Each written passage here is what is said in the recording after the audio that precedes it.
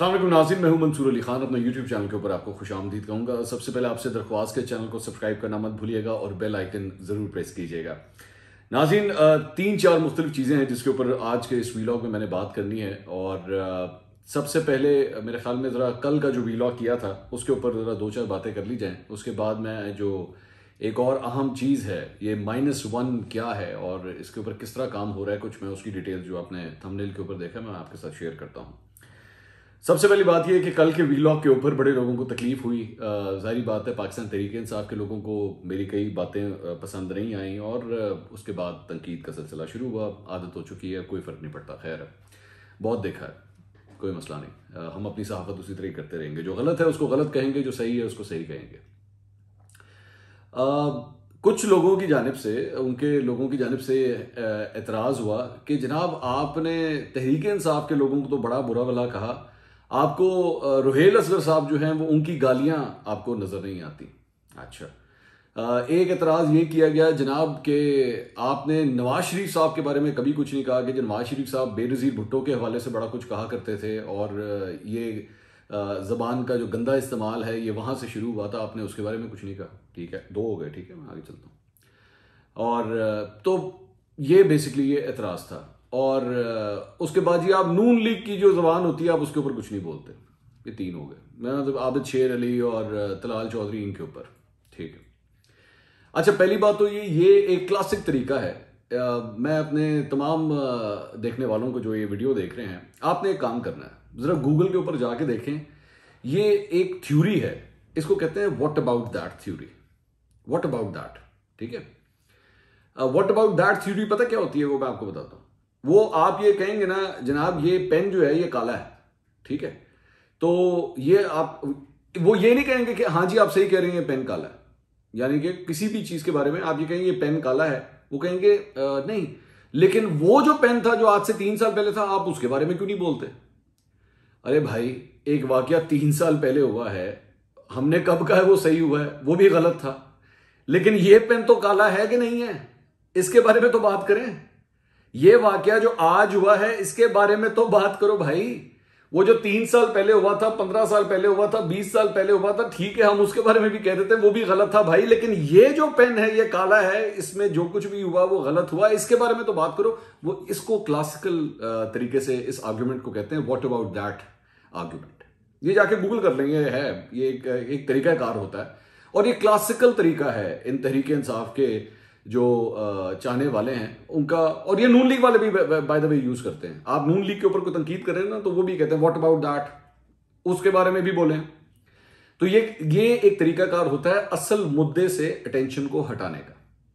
अब ये जो बात कर रहे हैं ना कि जी आप नवाज शरीफ के बारे में क्यों नहीं, नवाज शरीफ ने 90s के अंदर जो गंदी जबान इस्तेमाल की मोहतरमा बेनज़ीर भुट्टो के हवाले से, वो इंतहाई अहमकाना थी। औरत जात के ऊपर जिस तरह हमले किए गए, नवाज शरीफ खुद भी करते थे और शेख रशीद के जरिए भी उस वक्त करवाया करते थे। अगर आप सुनना ही चाहते हैं ना तो चलो मैं बोलता हूं। उनके हवाले से पैम्फलेट्स पिलवाए गए, उनके हवाले से शेख रशीद ने एक दफा असेंबली में मोहतरमा बेनज़ीर भुट्टो जब आई थी तो जो जबान इस्तेमाल की थी, ये सारे पॉलिटिशियंस जो पुराने पॉलिटिशियंस हैं वो बात जानते हैं। और शेख रशीद साहब उस वक्त जो थे वो नवाज शरीफ साहब के साथ थे और तब भी ये जो कुछ हुआ था वो गलत था, इंतहाई गलत था। किसी सूरत भी इसको जो है वो जस्टिफाई नहीं किया जा सकता।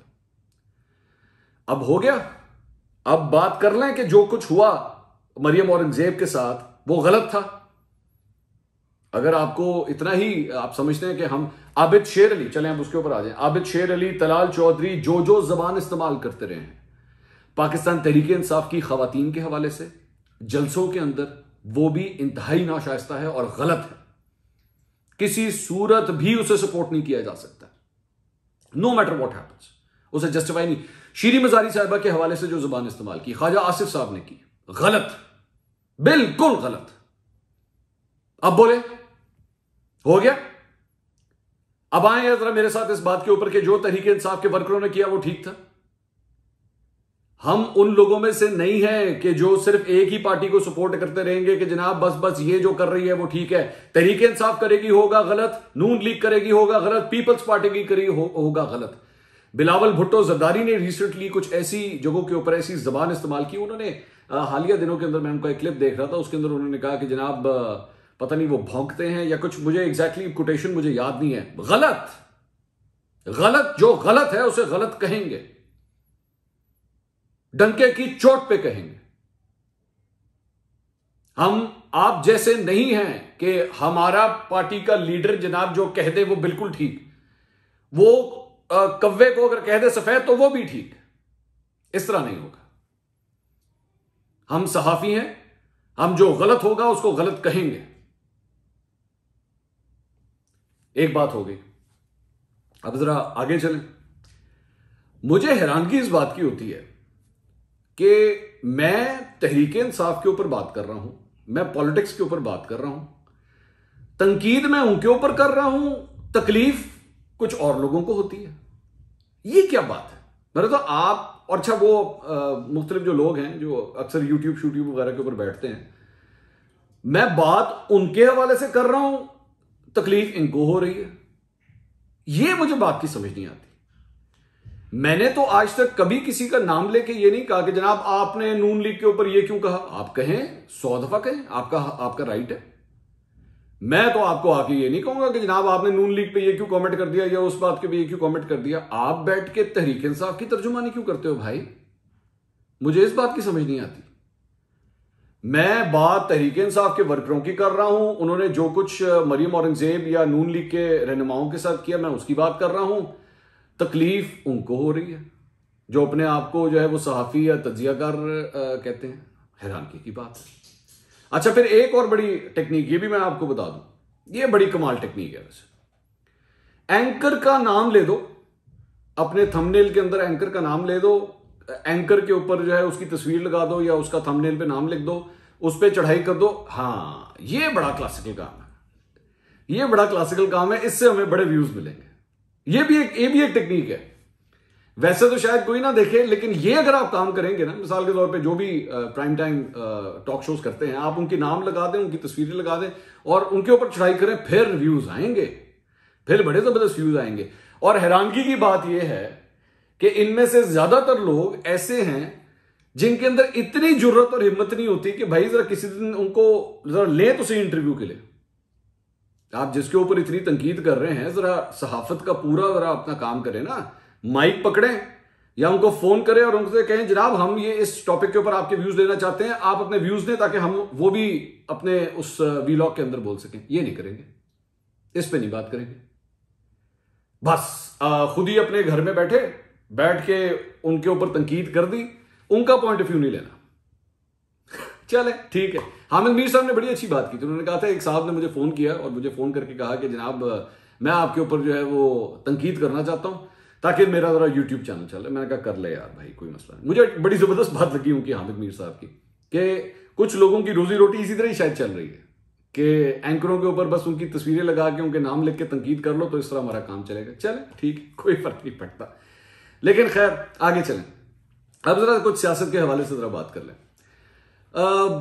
एक र्यूमर शुरू हो चुकी है -1 फॉर्मूले की, और मेरी जो चंद अपने सोर्सेस से गुफ्तगू हुई है, हुकूमती सोर्सेस से भी और ऑपोजिशन के सोर्सेस से भी, वो -1 का जो फॉर्मूला है जिसके ऊपर कार्रवाई स्टार्ट हो गई है, बहुत से लोग, जाहिर बात है, पिछले अगर आप 4-5 महीने उठा के देखें तो पीडीएम जो है वो बार बार जी इमरान खान साहब को निकालना है, इमरान खान साहब का इस्तीफा लेना है, उसके ऊपर कार्रवाई करती नजर आती थी। लेकिन इस पूरी तहरीक के अंदर कहीं पे भी उस्मान बुज़दार साहब के ऊपर हल्की फुल्की तनकीद होती थी, लेकिन उनको हटाने के हवाले से कभी बात नहीं होती थी। लेकिन अब लाहौर के अंदर यह अफवाह फैलना शुरू हो गई है कि अब उस्मान बुज़दार साहब को हटाने के ऊपर बड़ा सीरियस काम स्टार्ट हो चुका है। उस्मान बुज़दार साहब भी जो है वो इस बात के हवाले से अब अच्छी तरह, जाहिर बात है, चीफ मिनिस्टर हैं, वो जानते हैं कि एक कार्रवाई हो रही है। लेकिन हमने आपको सेनेट के इलेक्शन से भी बहुत पहले ये बात कही थी कि सेनेट के इलेक्शंस के बाद जो है वो एक तब्दीली के ऊपर काम स्टार्ट होगा। मेरी इतलात के मुताबिक वो काम अब स्टार्ट हो चुका है, और इस सिलसिले में हमजा शहबाज जो हैं वो बहुत एक्टिव हो चुके हैं। बिलावल भुट्टो जरदारी ने अपने एक प्रेस टॉक के अंदर ये बात भी कही थी कि हम अब पंजाब के अंदर तब्दीली लाना चाहते हैं। लेकिन इंटरेस्टिंग बात यह है कि इस तब्दीली के हवाले से काफ लीग को भी जो है वो इस पूरे सेटअप के अंदर बीच में लाया जा रहा है। चौधरी परवेज इलाही से और बल्कि चौधरी बिरादरान से बिलावल भुट्टो जरदारी की आज मुलाकात भी हुई और ये उसी का ही एक तसलसल है। सेनेट के लिए तो उन्होंने वोट मांगे ही हैं, चेयरमैन सेनेट के इलेक्शन के लिए, लेकिन एक्चुअली बुजदार साहब और पंजाब हुकूमत भी जो है वो अंडर डिस्कशन आ रही है। अच्छा, इसमें इंटरेस्टिंग बात यह है कि पब्लिकली इसके ऊपर ज्यादा स्टांस नहीं लिया जाएगा, क्योंकि बेसिकली ऑपोजिशन और पीडीएम की जमातें जो हैं पहले देख रही हैं कि हवा का रुख चलता किस तरफ है, अभी भांप रही हैं वो।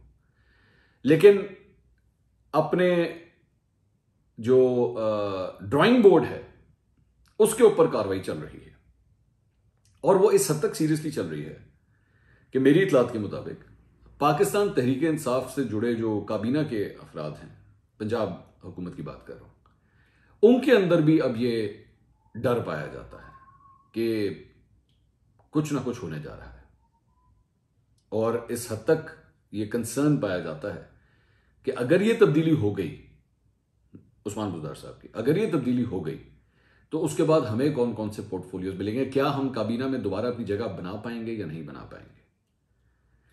और अगर मिसाल के तौर पे चौधरी बिरादरान जो हैं वो अगर तो ऑपोजिशन के साथ मिलकर उन्होंने आने की कोशिश की तो फिर तो जाहिर बात है पाकिस्तान तहरीक इंसाफ का पत्ता कट जाएगा इस सारे मामले में से। लेकिन अगर ये सारा कुछ पाकिस्तान तहरीक इंसाफ के जरिए ही हुआ या उनसे गुफ्तगू करते हुए ही हुआ तो फिर जाहिर बात है फिर अगर कोई नया वजीर आला आएगा तो फिर वो काबीना के अंदर भी चेंजेस करेगा, अपनी काबीना लेकर आएगा, यह राइट होता है हर चीफ मिनिस्टर का। तो फिर हम कहां जाएंगे? तो इसलिए इस वक्त लाहौर के अंदर जो है वो इस -1 फॉर्मूले के ऊपर अच्छी खासी डिबेट्स और गुफ्तगू शुरू हो चुकी है। ये पहला मौका नहीं है कि उस्मान बुज़दार साहब की सीट के ऊपर जो है ये डिस्कशन हो रही है। इससे पहले भी कई दफ़ा पिछले 2.5 साल में ये बातें कई दफ़ा हो चुकी हैं कि उस्मान बुज़दार साहब अब गए कि तब गए, अब गए कि तब गए, लेकिन इमरान खान साहब हर दफ़ा उनके सामने ढाल बन के खड़े हो जाते थे। सिर्फ इमरान खान साहब, एंड आई मीन इट, सिर्फ इमरान खान साहब, नो वन एल्स। उनकी पार्टी के अंदर चाहे वो ताल्लुक रखते हो सिंध से, चाहे वो ताल्लुक रखते हो केपी से, चाहे वो ताल्लुक रखते हो पंजाब से, इनके जितने पार्लियामेंटेरियंस हैं, चाहे वो एमपीएस हों या एमएनएस हों या मिनिस्टर्स हों फेडरल गवर्नमेंट के अंदर, सबको उस्मान बुज़दार साहब से प्रॉब्लम है, तकरीबन सबको। चले मैं ये लफ्ज इस्तेमाल कर लेता हूं क्योंकि मुझे इनके कई वुज़रा ने भी बैठ के कहा कि यार जब हम कहते थे जनाब उस्मान बुज़दार, तो कहते हैं हम क्या जवाब दें, साढ़े को है कुछ नहीं, ऐसी कोई जवाब नहीं दे सकते। यकीन करें कुछ चीज़ों को तो वो डिफेंड कर भी लेते थे। वो और बात है आप उनकी बात से मतलब इख्तलाफ करें, आप उनकी बात से एग्री ना करें, लेकिन वो डिफेंस पूरा अपना देते थे कि नहीं ये ठीक नहीं है या ये ठीक है। लेकिन जब मामला जैसी आप उनके साथ बात करें ना, उस्मान बुज़दार, नहीं यार इधर उधर गल नहीं हो सकती, इस पे तो हमारे पास कोई आर्गुमेंट नहीं है। लेकिन सिर्फ एक ही शख्सियत है जो उस्मान बुज़दार साहब के सामने पहले भी खड़ी हुई थी, अब खड़ी रहती है कि नहीं खड़ी रहती मैं नहीं जानता, लेकिन ये मैं आपको कम से कम बता सकता हूं कि -1 फॉर्मूले के ऊपर इस वक्त अच्छे खासे सोचो विचार स्टार्ट हो चुके हैं। ये इस मर्तबा उस्मान बुज़दार साहब बच पाते हैं या नहीं, ये वक्त बताएगा। अगले व्लॉग में दोबारा मुलाकात होगी। अल्लाह हाफ़िज़।